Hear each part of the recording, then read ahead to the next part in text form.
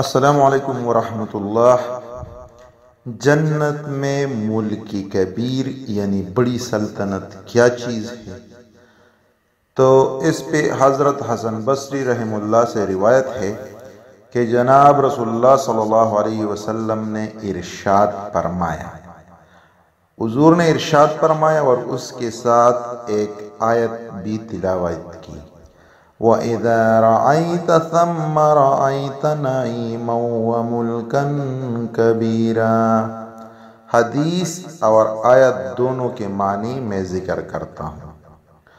جنت والوں میں ادنا درجے کا جنتی وہ ہے جو سرخ یاقوت کے گھوڑے پر سوار ہوگا، جس کے پر سونے کے ہوں گے، اور ہمیشہ رہنے والے 10 لاکھ خدمتگار لڑکے ساتھ ہوں گے۔ اے مخاطب، اگر تو اس جگہ کو دیکھے، وَإِذَا رَأَيْتَ، اے مخاطب اگر تو اس جگہ کو دیکھے تو تجھ کو بڑی نعمت اور بڑی سلطنت دکھلائی دے۔ ظاہری بات ہے، بڑی سلطنت اس لیے ہے کہ ایک ادنا درجے کی جنتی کے پاس 10 لاکھ خدمتگار لڑکے ہوں گے۔ سبحان اللہ۔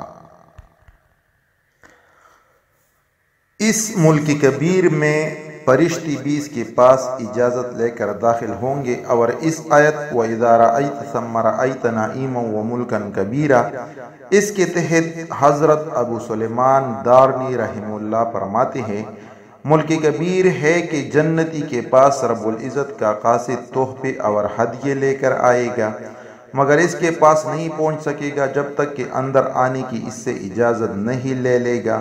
یہ دربان سے کہے گا، تم اللہ کے دوست سے اجازت لے دو، کیونکہ میں اس تک بغیر اجازت نہیں جا سکتا، یعنی اجازت کے بغیر مجھے اندر جانے کی پرمیشن نہیں ہے۔ تو وہ دربان دوسرے دربان سے کہے گا، اور اس طرح دربان کے بعد اور دربان ہوں گے تو وہ اس کو آنے کی اجازت دے گا۔ اس جنتی کے محل سے دارالسلام تک ایک دروازہ ایسا ہوگا جس سے وہ اپنے پروردگار کے پاس جب چاہے گا بغیر اجازت کے جا سکے گا۔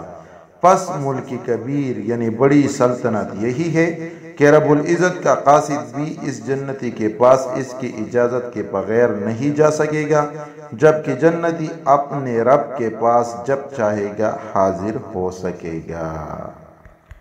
اس بات کا بحقی میں ذکر ہے۔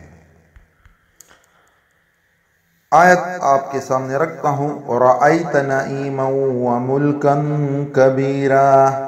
اس کے متعلق حضرت ابن عباس رضی اللہ تعالیٰ عنہ فرماتے ہیں کہ اس سے اللہ تعالیٰ کا مقصود یہ ہے کہ کوئی بھی اس کی تعریف کرنے والا اس کے حسن و پاکیزگی کی تعریف نہیں کر سکتا، یعنی حسن و پاکیزگی کی کوئی صفت بیان نہیں کی جا سکتی جنت والوں کی۔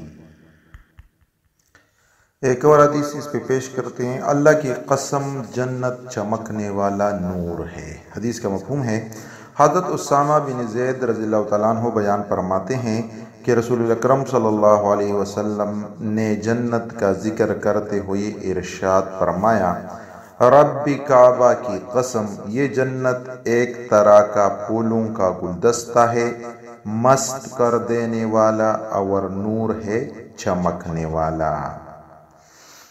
جنت کی رونق اور روشنی کس طرح ہوگی، اس پہ ایک حدیث ذکر کرتے ہیں۔ حضرت عامر بن سعید اپنے والد سے روایت کرتے ہیں کہ حضور اکرم صلی اللہ علیہ وسلم نے ارشاد فرمایا، جو نعمتیں جنت میں ہیں، اگر ان میں سے اتنی مقدار بھی ظاہر ہو جائے جتنا کہ ناخن کے ساتھ لگ کر کوئی چیز آتی ہے، تو اس کی وجہ سے آسمانوں اور زمین کے کنارے جگمگا اٹھے، اور اگر جنتیوں میں سے کوئی شخص جھانک لے اور اس کا کنگن ظاہر ہو جائے تو اس کی روشنی سورج کی روشنی کو اس طرح سے ماند کر دے جس طرح سے سورج ستاروں کی روشنی کو ماند کر دیتا ہے۔ ترمذی میں یہ حدیث آیا ہے۔ حضرت زمیل بن سماک کے والد نے حضرت ابن عباس رضی اللہ تعالیٰ عنہ سے پوچھا، جنت کا نور کیسا ہوگا؟ آپ نے فرمایا کیا تم نے وہ وقت نہیں دیکھا جو سورج نکلنے سے پہلے ہوتا ہے؟ جنت کا نور بھی ایسے ہوگا مگر اس میں نہ دھوپ ہوگی نہ سردی ہوگی۔ جنتی کے جسم کی روشنی۔ حضرت محمد بن کعب رحمۃ اللہ فرماتے ہیں کہ جنت میں بجلی کی طرح ایک چمک نظر آئے گی تو نچلے درجے کے جنتی حضرات کی طرف سے پوچھا جائے گا یہ کیا تھا؟ تو ان کو بتایا جائے گا کہ یہ اعلیٰ درجات کے لوگوں میں سے ایک جنتی ہے جو ایک بالا خانہ سے دوسرے بالا خانے کی طرف منتقل ہوا۔ مصنف ابن ابی شیبہ میں یہ حدیث آئی ہے۔ جنت کے بارے میں ایک اور حدیث کوٹ کرتے ہیں۔ حضرت سعید بن المسیب رحمہ اللہ سے روایت ہے کہ جناب رسول اکرم صلی اللہ علیہ وسلم نے ارشاد فرمایا جنت سفید چمکدار ہے، اس کے ساکنین سفید رنگ کے ہوں گے، اس کی رہائشی سوئیں گے نہیں، نہ اس میں سورج ہوگا، نہ چاند، نہ اندھیرا کرنے والی رات ہوگی، اور نہ ہی اس میں ٹھنڈ یا گرمی ہوگی جو جنتیوں کو ایذا پہنچائے۔ وصف الفردوس میں آئی ہے یہ حدیث۔